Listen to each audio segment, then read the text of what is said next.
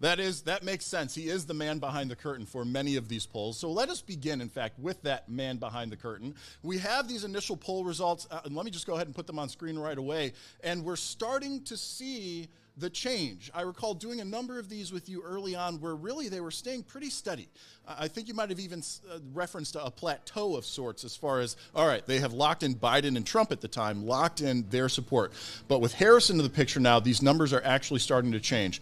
Give me that 10,000-foot reaction as the pollster behind the curtain to these latest numbers that you guys have cranked out.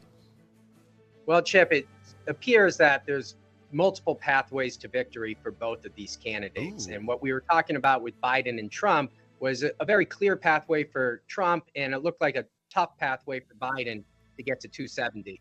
Now that we have Harris in the race, it looks like they're both under around 240, 250 in the Electoral College. And we've got about 4 or 5 swing states now that is going to decide this election. Any surprises that have come out since the ticket changed to a Harris-Walz ticket? Well, the surprise is the tightening of the race. Remember, Trump was up by a substantial margin over Biden by the time Biden drops out. This had been a very competitive race prior to that first debate. And now it looks like it's been reset to those prior debate numbers. But we see it a little tighter in North Carolina. I would say one of the bigger surprises is Wisconsin. This was a state where it's been tight. And the thought was with Tim Walz, the governor of Minnesota, on the ticket, it would help pull Wisconsin closer to Harris.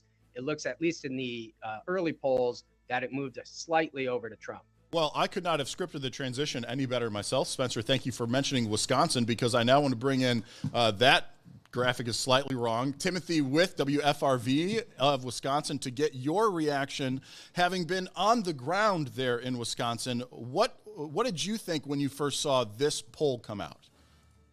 Yeah, we expected it to be tight. It is tight, exactly what we thought it was going to be. I think the biggest thing is that now about the undecided voters, that's been slashed in half from about 5% down to about 3%. So no surprise there. And at Trump with that slight bump, we were tied at exactly 47 points a month ago. But now Trump leads 49.1 to 48.3. So that's kind of the biggest surprise there. And those undecided voters just keep slipping away for both candidates. Now, that is, yes, what the polls are saying. But the question that I have is, you are the reporter on the ground. Is that what you are seeing? Is that what you're hearing as you go and talk to your everyday voters, those that perhaps didn't even get the chance to weigh in on this poll? Yeah, here in Green Bay and Brown County, we are definitely a swing county. You don't have to walk far at all to find a supporter for Trump or Harris, or even someone who's undecided and maybe leaning one way or the other. Okay. They might agree with the candidate on certain issues, but not others. And a lot of voters really feel that the next 4 years, for some of them, so much rides on that, whether it's things like the economy, if they're really feeling that being tight, some of the other key issues that we'll get to later on. Okay, cool. Well, I look forward to talking about those issues. Let's swing now over to Pennsylvania and Dennis. And can you tilt your camera down just a little, or that? That's good. I can. Yes, perfect. Thank you, Dennis. So you've been on this particular live stream as we've done these polls with Spencer and Emerson College in the Hill a few times. So you've really had a good chance to discuss and watch the numbers. I want to revisit third party with you because you're my favorite person to talk about it. But just for right now, your initial reaction to this latest poll now that we have the Harris-Walz ticket and what that means for Pennsylvania. So this poll, 48-48, flat-footed tie. We were expecting a close race. It looks like that's exactly what we're going to get, as Timothy was talking about as well. I'm surprised there wasn't more of a bump for Kamala Harris. Now, Trump did have a couple of point leads, so that she's certainly doing better than Biden was faring in Pennsylvania. No question about that. But I'm still wondering about the fact that she did not choose Josh Shapiro. I'm also wondering about the fact that Joe Biden, Scranton Joe, has Pennsylvania ties. He was, he had a constituency here in Pennsylvania, and Kamala Harris is from Northern California, and our airwaves are being flooded with ads. A lot of Trump money. I think I saw a report that the spending has gone over $1 billion already. Going to be approaching $2 billion by the time we get to Election Day, and spread on the battleground states. So if you are a battleground state, and we all are here, we're getting the luxury of every other commercial, or every single commercial is one of these two candidates. That's one way to put it. Yeah, I can't say I'm seeing quite the same here in Illinois. A very different type of political playground at the moment. All right. Thank you for that initial reaction. I promise I'm coming back to you. But first, I got to wrap things up, this portion anyway, with Chuck in Georgia. Your initial reaction to seeing this poll and the fact that, Georgia hasn't really been talked about up till now. And suddenly, that's all I got to say. That's the best way you could say it. Oh, but thank you. We play a little football down here. Y'all probably heard about that. And when I saw these poll numbers and college football season starting this week, all I could think was game on, because that's what's happened in Georgia. It is game on. And it's going to be, the next 10 weeks are going to be incredibly fun to watch. And there's going to be no shortage of stories for people that do what I do. There you go. And to your point, it is a very different place suddenly. And you said something beforehand. I'm surprised you didn't say it now. I'm going to make you say it, though. You heard, it was a report that essentially Georgia has to be won by Republicans to take that top ticket, the White House, excuse me. Fox 5, an Atlanta station, has an online element. They interviewed Governor Kemp, Brian Kemp. He's been in the news with his feud with Trump heavily over the last 4 years. Governor Kemp was quoted on Fox 5 as saying there is no for a Republican to win the White House without winning Georgia. And, that makes this state critically important. And Brian Kemp's a savvy guy now. Kemp understands politics in Georgia better than anybody. And for him to say there is not a path to win the White House without not a Republican path without winning Georgia, that tells you what's at stake down here. Yeah, and tells you where we expect a lot of both the candidates themselves and their surrogates to be spending quite a bit of time in the future. Okay, so now is the moment that I want to open this thing up a little bit to allow our political reporters to chat with Spencer and have all of you witness that. This is, talk about pulling the curtain aside, Spencer, because a lot of the times in the news, you don't see the interview take place. You see sound bites from that interview take place. And we're going to do this sort of round robin style just like I did. So Timothy, you're going to have first crack. What questions do you have for the pollster himself about this latest swing state presidential poll? Yes, Spencer, really looking at that undecided portion, particularly in Wisconsin, about 3% of the population remains undecided. How much longer will that stay, and how kind of critical is that for the candidates to try to capture even more of that, in the next 2 months? Well, it's going to be difficult with that undecided group. We push those undecided folks in our surveys, and we ask them which way they're leaning at this time. So we get a sense of what direction, if there's an 80-20 split, they're sitting on the sideline. We're not necessarily seeing that here in Wisconsin, seeing it kind of at the state level where it's going to be a tight race. I think when you're looking at some of that older vote in Wisconsin, particularly it's a much more whiter state. It's about 86% white. That's what we're looking at. And when are they going to make up their minds? They're probably going to wait till after that debate. So September 10th is a big day that we're waiting for. And then maybe October 1st for the VP debate. But I would say in between then, they'll make a decision, and they might end up going third party or not voting. But remember, Harris is fairly new to the equation as opposed to where Biden was. So as Chip was saying, when we're looking at Trump and Biden, their numbers were pretty stagnant because America knew these two people. Now they're learning about Harris. We're seeing Trump's numbers kind of stay, but Harris is the one fluctuating up and down. We'll see if that continues to fluctuate up or if it comes back down, but only time will tell at this point. But the undecided is dropping as we get closer to the election. I'm going to interrupt you guys for a production thing. Timothy, can you scoot to your left a little bit? Spencer, to your right just a little bit. I'm so, yep, there. Oh, yeah. Good. There we go. Okay, please continue now. Okay, sorry about that, Chip. Spencer, you mentioned some age demographics there a little bit. That under 30 bracket, though, we're the state with the highest percentage of voters for Trump under the age of 30. How significant is that age group, and sort of these candidates really pushing on that younger demographic to get out to the polls? Yeah, so it's interesting in Wisconsin. It's like those with college degree are fairly split, but those with postgraduate degrees are breaking more for the Democrat. So when we start looking at like educational attainment, But yes, Trump is more popular with younger voters in the Midwest. Same thing in Iowa, and it carries up to Wisconsin. We'll see. Obviously, on turnout is going to matter. But Trump has also made inroads in Georgia with younger voters as well. What we're seeing in the polls is Harris has got a lot of enthusiasm with that young vote right now. And there, forget about the older voters, the younger voters. Can she maintain that enthusiasm for the next 70 days or so to get her over the finish line? And many states are really spread on male voters for Trump versus for Harris. A lot of female voters supporting Harris more. How significant is that? Do you think that spread is really just equal, or do you think that will play a factor of maybe one candidate being able to win over one gender more than the other? 100%. So in the Midwest and out here on the East Coast, we're seeing a big gender divide. We don't see it as big out in Arizona, out in Nevada, but we do see that gender divide. Now, in Wisconsin's interesting compared to like Pennsylvania or Michigan, because gender is about 50-50. In those other states, they skew towards females about 53-47. So there's a natural strength for the Republicans in Wisconsin compared to some of the other states where the female vote is a larger percentage of the total. And we'll see if that helps out Trump here in the Badger State. Okay, yeah. Thanks for the insight, Spencer. I'll pass it on over to Dennis. Awesome. Yeah, Dennis, you are up next, sir.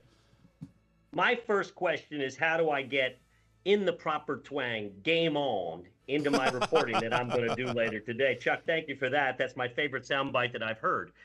We know a little something about football up here in Pennsylvania as well. But, Spencer, my question to you is 48-48 flat-footed tie. Was that enough of a bounce for Kamala Harris, or are you surprised? Now, before the convention, I think Trump was up a couple of points. So she did make inroads, and she's doing better than Biden. But was that enough of a bounce in your view? Yeah, so in Pennsylvania, what we're seeing, and we've had a chance to do a few polls since she's announced, is a slow, steady gain for Harris. So she was down 3, down 1, now it's tied. So it looks like she's got some momentum. It's not as big of a pickup as some others would have thought, being up 4 or 5 points in the Keystone State. But we have seen that steady growth. And the question again is, will that continue to grow where over the next couple of days she'll pick up another point or two heading into the debate, or has it stagnated? We'll obviously see after the debate where that all goes. But she does have some movement in Pennsylvania, which is a little different. I don't mean to jump on you, Charles, but in Georgia, it's a little more stagnant. She's got a slight edge, but we're not seeing the movement like we're seeing in Pennsylvania, where she's picking up points every couple of days. In Pennsylvania, independent voters favor Harris 48-40. Under 30 voters, it's huge. Harris 65-35. Women, Harris 54-42. Among men, it's 55-41 Trump. But my question is, given those three different demos, women, under 30, and independent, overwhelmingly for Harris, why is it a tie? Well, older voters breaking back for Trump, those over 50. Now, this is a group that Biden was able to win over in 2020 by 3 or 4 points, but that's the difference in these elections. So we're going to see if that group of voters, particularly over 70, if they stick with Harris like they did with Biden, and that's what put Biden over Trump by about a point. If they flip back, put Trump back over by a point like we saw in 2016. My last question is, of all the battleground states, by far, the economy is the number one issue in Pennsylvania, 51%. That's a much bigger number than those other battleground states. And I would guess if the economy is your thing, Trump might be your candidate. Is that a fair assessment? Yeah, when we ask about the economy, it's about 2-1. They think Trump will be better for them than Harris. But then you get the affordable housing issue. It's much smaller in Pennsylvania than we've seen in other states, but that breaks for Harris. So when they start talking about the economy, you're going to see Harris talk more about housing affordability. Trump will talk bigger picture about jobs and taxes. All right. Very good. Is it time to go back to the to Chuck? Oh, yes, it is. We're going to bring Chuck back in so he can bring that twang, that Georgia twang in, and we can hear his thoughts about Georgia and get some Georgia-specific questions in for Spencer as well. Take it away, Chuck. I even wore the seersucker for you guys Yes. up north. Spencer, looking at this with the 2.6% undecided, and Harris with a less than 1% lead, 48.9 to 48. How important is that 2.6%, or is it more about holding on to what you have? When you look at this, leaning toward Harris based on what the polling I read showed, how important is that 2.6%, and what role will that play? Well, Georgia's been interesting. It's kind of been leaning Republican pretty heavily this whole cycle until now. Against Biden, it looked like Trump was up 4 or 5 points, and it was pretty consistent. We get Harris in the race, and now we shook it up. We're going to see if she can hold on to that youth vote. As you mentioned, it's very strong. So a lot of enthusiasm. Are they going to stay that enthused for the next 70 days? Or do things happen where they say, instead of 70% support, it's 60% support? And in Georgia, it's got one of the largest turnouts of younger voters. About 20% is 18 to 29. So that's a key group for Harris to be able to bring out. Kemp is the key there. He's very popular. Governor Kemp, as you mentioned. You know, if we look up in Pennsylvania, Governor Shapiro, very popular. You're looking at like a +20 favorability for Shapiro, +20 for Kemp. If Kemp is on the Trump team, I think he can pull Trump the goal line in Georgia. I'm not sure if Shapiro will pull Harris at the goal line in Pennsylvania, but that's what they're going to try. When you look, Harris is in Savannah today. She campaigned in South Georgia yesterday.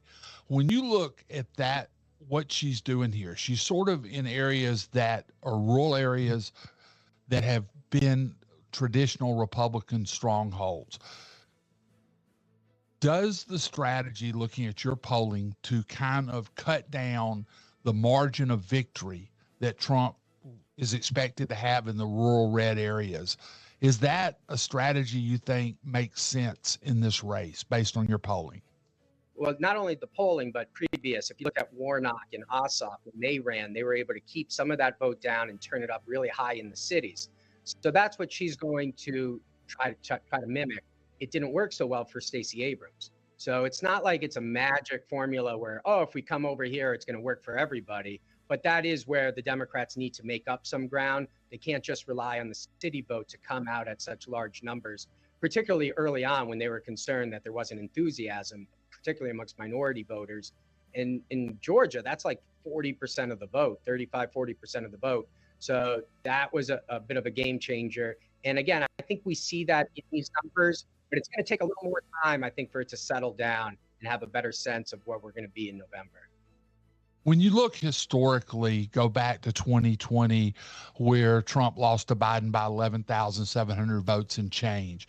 Then you go back to the 2020 Senate races where Ossoff and Warnock won both runoffs against 2 Republicans, including incumbent David Perdue. And then you go to the 2022 Republican primary where Perdue lost by 50 points to Kemp in a Trump-backed primary. When you look at Trump associated on the ballot, that he has not done well in those races. Is that part of what you're seeing in the polling, the historical Trump drag in Georgia over the last 4 years? And it's not just in Georgia, it's also in Arizona. It's a very similar type of drag where the Republicans used to have much larger leads. Remember, Romney and McCain win both of those states. Now, granted, McCain is from Arizona, but they both had much, 6-7 point leads. Trump was able to maintain that to some degree in 2016, but it's really dropped out. It seems that voters have soured on Trump in Georgia to some degree. And again, he's going to have to make up, in my opinion, make up with Kemp to be able to win that race, because it looks as if Harris has got the momentum heading into the holiday break. Perfect. We'll send it back to you, Chip. Appreciate it, Chuck. So we're going to do one more round robin specifically with our political reporters, because I also have the part of the poll that talked about issues for each state and where that is polling. And so I want to get just reactions from, again, those Nexstar political reporters who are in those states and talking to those voters, as well as the part of the poll talking about Senate races, which will apply to Wisconsin and Pennsylvania in this case. So, Timothy, I'm pulling you back up to the front of the class, if you will. well. And let me bring in the slide here. So we're going to begin Wisconsin issues. What do you think is the most important issue facing Wisconsin? And as has been the case for many of these polls, the economy is at the top, 46.3%, with threats to democracy in second, and then on down, housing affordability, healthcare, immigration, etc. Does this ring true, once again, with what you are experiencing reporting on the ground in the state of Wisconsin?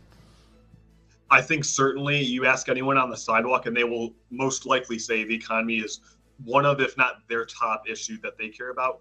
Other issues that we see a lot in ads on TV are related to healthcare and also to immigration and the southern border. We really see a lot of those ads as well. And really from both sides, candidates will try to play into those issues as well. So I'm not surprised that economy, though, is the number one. That really is what anyone on the sidewalk, will typically tell you is the number one. We also see abortion and reproductive rights for women play another key role as well. Certainly, depending on the voters you ask, and potentially some women. One day last month when the last poll came out, we went around just downtown Green Bay looking for people to talk to, and sure enough, one woman was there all the way from Ironwood, Michigan, from the Upper Peninsula, seeking a reproductive care. Interesting. So it's you don't have to go far to find anyone who really feels strongly about any of these issues. But I will say that the economy is something that everybody is talking about. Yeah, and to your point, this poll question specifically asking for the most important. So there obviously are going to be people that have different motivations on different issues. I do find it interesting that you bring up reproductive rights in Wisconsin, though, because as a sort of split state in your state government, that's one of the ones that really hasn't strongly landed on one side or the other as far as health care for women in the reproductive area comes. So fascinating to hear. I wanted one follow-up question, though, on the economy, because Dennis brought up the fact that it seems, at least in his experience, that voters break for Trump. Like he referenced 2-1. I don't know if there was science behind that. I'll ask him here in a moment. But are you seeing anything similar in Wisconsin as far as those voters who are expressing to you the economy matters the most, if they are more inclined to vote one way or the other? They're slightly inclined to vote for Trump, not necessarily. Okay. One voter that I did talk to, though, had moved all the way from the southern end of our state all the way to the northern end of our state. Last month we spoke with him. He said he was starting over because of the economy. It just isn't great down there, and sort of being close to Illinois, he was saying that kind of makes it tough on having a good economy down there. So he was hoping to start over and find something fresh by moving up north.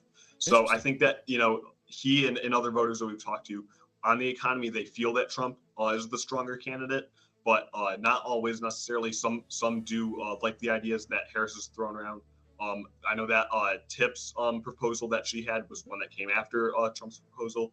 That's something that has also been discussed as well. But so I would say the majority of voters who feel that the economy is their number one issue are more leaning towards Trump, but they haven't necessarily made up their minds yet. Gotcha. Okay. So it's still open. Let's bring in the Senate race for Wisconsin. Tammy Baldwin, the incumbent, versus Eric Hovde, a well-known person in Wisconsin. And this is a pretty close race, as we can see, 48.9, 47.7 by this hill. But as with literally everything so far we've talked about, it's falling within as far as races go, it's falling within that margin of error of 2.8 to 3.6%. So it is a neck and neck race there, which is always interesting to see, not only to compare, it's a down ballot, right, when there's a presidential election, but incumbent versus challenger. What are you hearing on the ground in Green Bay and surrounding areas as far as how voters are feeling about Tammy Baldwin and Eric Hovde? As far as the entire poll as a whole, this really was what surprised us the most. Okay. We're really shocked to see the ground that Hovde had made up on Baldwin, especially because Baldwin is seeking her third term. She won in 2012 and 2018 by pretty sizable margins. 2018 she won by 2018 she won by 12 points. In 2012, her first term, she beat our former governor Tommy Thompson by 6 points. So she's a very experienced candidate, and we were surprised to see this major swing so close to November. But on the flip side of that, too, both Baldwin and Hovde, her opponent, Eric Hovde, is a Republican challenger who's never held political office before. He lost to Republican Governor Tommy Thompson in that Senate primary back in 2012. Both of them were given significant platforms to speak at when they spoke at their respective national conventions. And I think that we were expecting to see more of a bump for Baldwin here and potentially even pulling away from Hovde, but that was not the case.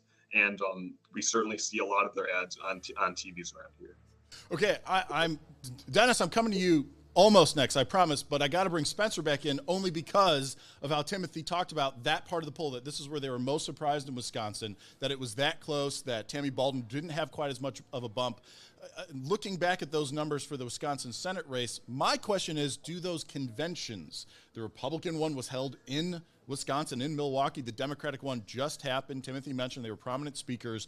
Do you think that that's sort of playing with these numbers a little bit right now? Well, potentially, being in town and people seeing the billboards up and seeing, the campaigns and spending money could be somewhat helpful. But I think more important for Hovde was that he was in a primary. Though it wasn't all that competitive, it was still a primary. And this is really the first post-primary poll. So, Wisconsin wrapped up their primaries, I think, early August. And so now we've got candidates and even maybe some discontented Republicans who come back into the fold for him. This is the closest of the Senate races that we've seen out of the four that we looked at in these swing states. Interesting. All right. Thanks for giving me that quick insight. Now, over to Pennsylvania and Mr. Dennis Owens, as promised. You talked about the issues right off the bat with Spencer, economy 51.4, far and away. The other ones, they're there. But as Timothy noted, yes, the economy in Wisconsin is a main driving one, as this question states, most important. But are you finding, sir, that the other ones are still being talked about, that there is still some conversation around the candidates and the other issues? I have called this the battle of the shuns. And recent elections, abortion has been the priority, and Democrats have rode that to victory, of course. Okay. I think, and what's notable here, is that inflation and immigration, those shuns, are more important for Pennsylvania voters, and there's a reason for that. Abortion is legal here for 24 weeks. You've got a Democratic governor that is staunchly pro-choice. He supports that law. So for an average Pennsylvania voter, the abortion rights thing, while it's an important issue, I'm not arguing it's not an important issue, you're not threatened in Pennsylvania. Yeah. Your rights there, your reproductive rights are not threatened here. So maybe that allows you the luxury of thinking about other things that you think are more important. So I was struck at 51% being the economy. By the way, it was Spencer. He's the numbers guy and the brains of the operation. He's the one that said it was 2-1 Trump on the economy. My feeling is, and my sense is, that if economy is your thing, then Donald Trump is more likely to be your candidate. And then let's talk about the Senate race here. It's not as close as Wisconsin, not quite. Any surprises, though, in the latest numbers for the Bob Casey, David McCormick? It's hanging around 4 points. I think it's been as high as 6, 7. I think internally the Casey people are feeling fairly comfortable. He is a 3-term incumbent. He won 3 statewide elections prior to that. He's treasurer and auditor general. His late father was the former governor. And as I've said before, and I'll say it again, I'll believe a Casey will lose in Pennsylvania when I see it. But we're hoping to have a debate of these two right on this network here, and we're trying to finalize that as we speak, and that would be exciting. Fingers crossed on that. But it is an interesting race, and a lot of money's being spent on that one as well. Yeah, well, I know one of the men behind even this whole live stream has been working diligently to get a number of debates set up across the country, not just for Nexstar, but to solidify these candidates talking, not only for the voters, but for each other, to be in that same room and to hear those distinctive ideas at the same time, and that true debate, which one might be better. And a couple other shun words. Now that the conventions are over, now that the conventions are over and Labor Day is here, no vacation for us. Dennis? We'll be back. Stretch run. I will see you again here in a moment, so don't go too far. Let me bring in Georgia now. We don't have a Senate race to talk about, but I do have the issues. Economy, once again, at the top, but interestingly, not as heavy of – still heavy, 44% to housing affordability at 10.8, affordability. But comparing to Pennsylvania and Wisconsin, it does appear that Georgia voters have other issues on their minds. Is this what you are seeing in your reporting? Absolutely, Chip. And here's the thing I would argue. Economy is definitely at the top of the list. I mean, I paid over $4 at the Piggly Wiggly for a loaf of bread yesterday. That hits people hard in places across our state. Women's reproductive rights, because Georgia has gone into a new law where many women seeking abortions have to leave the state now. That's there. But I would put a third one up there, and it goes directly to Brian Kemp. It's election integrity. And because one of the things when former President Trump was here almost 3 weeks ago, I mean, he was in the shadow of the Gold Dome Capitol, and he was still questioning the results and Kemp's loyalty of the 2020 election. Says he still won it. There are now a group of Republicans who they have redone the law in Georgia. Secretary of State Brad Raffensperger, who insisted there was not election fraud in Georgia, and courts backed him up on that, and they certified our electors. If you look at kind of what's going on here now, the state election board has been reconstituted. Raffensperger is not on it. There are now 5 members of the board, one appointed by the Democratic Party, one by the Republican Party, one by the Senate controlled Republicans, one by the House controlled by Republicans, and one by Governor Kemp. The Republican appointee, the Senate appointee, and the House appointee are rewriting some of the election rules inside of 90 days of the election, and they are for, quote, better integrity of the election. So election integrity is a huge issue on the ballot, and I don't know how it polls. I don't know what Spencer would say about that, where it shows up in the list up there, but I think it's something everybody should watch down here in Georgia, is that piece of this. Let's go ahead and see, Spencer. Has election integrity been a part of a polling question anywhere, or even just in murmurings as you've done your research? Yeah, I would say more in the murmurings, in that we ask about threats to democracy. And if you notice, in almost every one of these states, threats to democracy is number 2 as the second biggest issue, around 10, 11%. And that's generally, now it's not all about, absentee voting or early voting. It's both sides question the threats to democracy. It's not a slam dunk for the Democrats, though it generally breaks their way about 3-1. There's 30% of Republicans who think that access to voting is too easy, and that's the threat to democracy. So sometimes when we talk about election integrity, people come with it from their own perspectives, and it's not as easy to measure than just somebody cheating, because what does that really mean to these voters? It's different. But election integrity, threats to democracy, it's a top issue for 1 out of 10 voters. There we go, wrapped up in there. So it's time for some final thoughts, but before we officially get final thoughts, I kind of feel bad, Spencer. Like, you come on here, 4 of us are pelting you with questions like, hey, give me these answers. You never get a chance. Do you have any questions of political reporters? You as a pollster interested in that local on-the-ground information, this is your chance. Do you want to ask these gentlemen anything?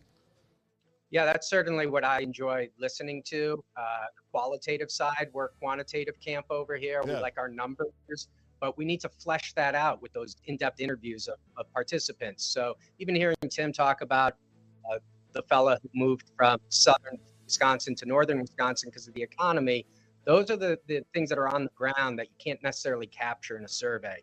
So the more I can hear reporters, and the more that you're bringing in regular people to talk about their days and what they care about, the better it fleshes out all of the research. Well, do you have any specific questions for any of these gentlemen? Always interested in if you're attending any of the campaign rallies, and if you're noticing new folks coming in, if they're able to really attract new voters, or if you're finding it to be more just the base that is attending for both Trump and Harris. So the 3 of you, Timothy, Dennis, Chuck, have either of you attended a rally recently? Timothy, okay. The question to you then, sir, have you noticed, what was the rally, and have you noticed newer people showing up to that rally? Yeah, we were at Harris's first rally as a presidential candidate. It was a campaign event for Biden that turned into her first presidential rally. And at that rally, I asked some of those people in attendance, why they think that they they all got a text basically inviting them to come. And a lot of them said that they felt like they were kind of on the margin, in the past on the fence of voting either Democratic or Republican, but they had sort of leaned Democratic in recent years, and that they really felt that was the reason that they were chosen to come to the rally. That was just a handful of the people that we spoke with. I know last night as well, J.D. Vance was campaigning up here in the Green Bay area in a town just a couple miles south in De Pere.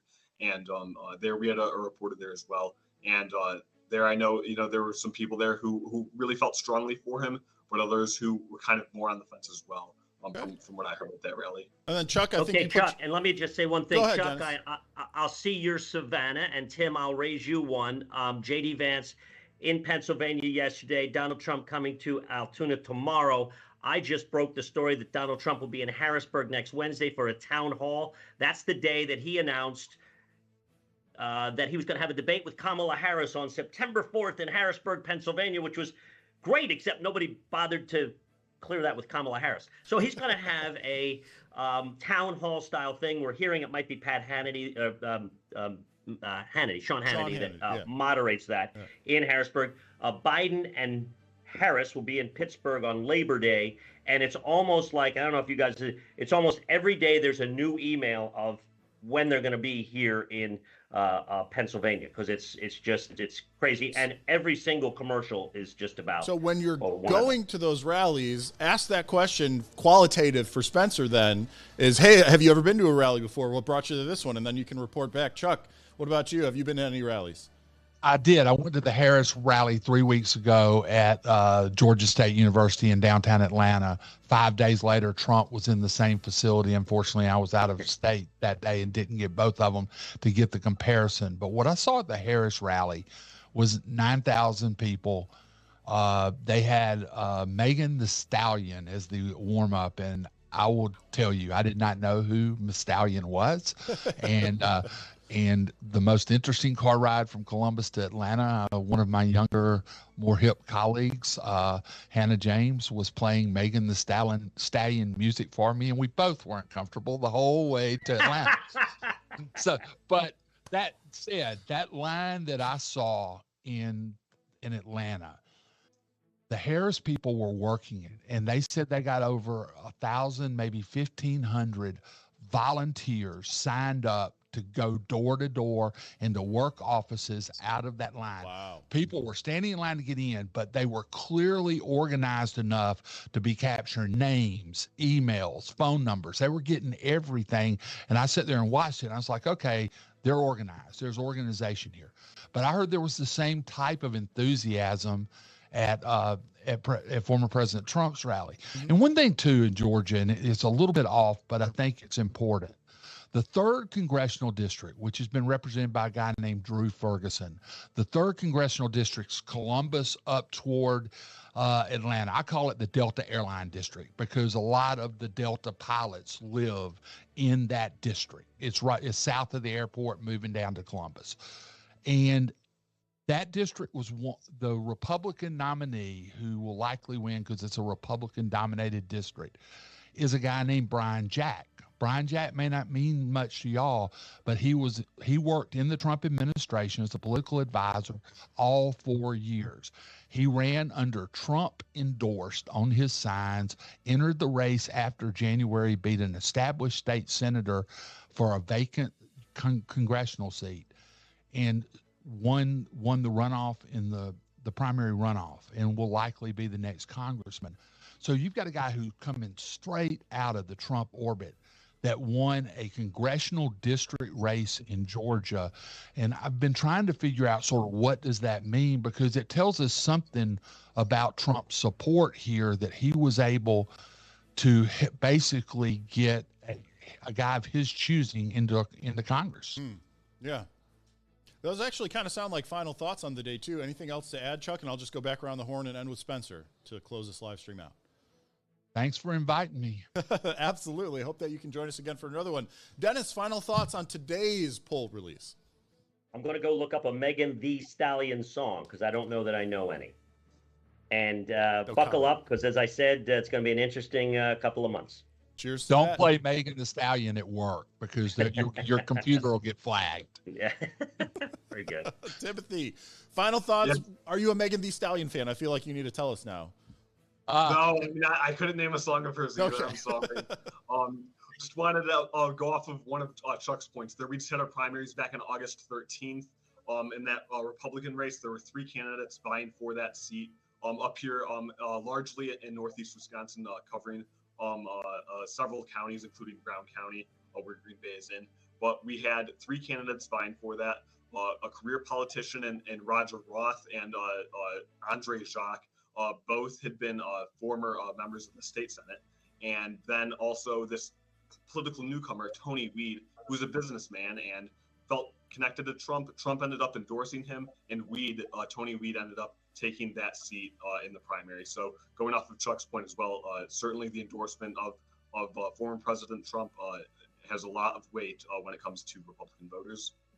All right, Spencer, you get the final thought. Anything else to add or anything to kind of tease ahead that you guys are working on?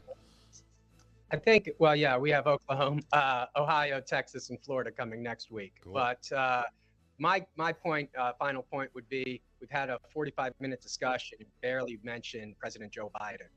And when we asked That's about true. President Biden, his approval is around 40%, and about plurality of voters think it's a failed presidency. So it's going to be interesting to see how Harris distances herself from Biden.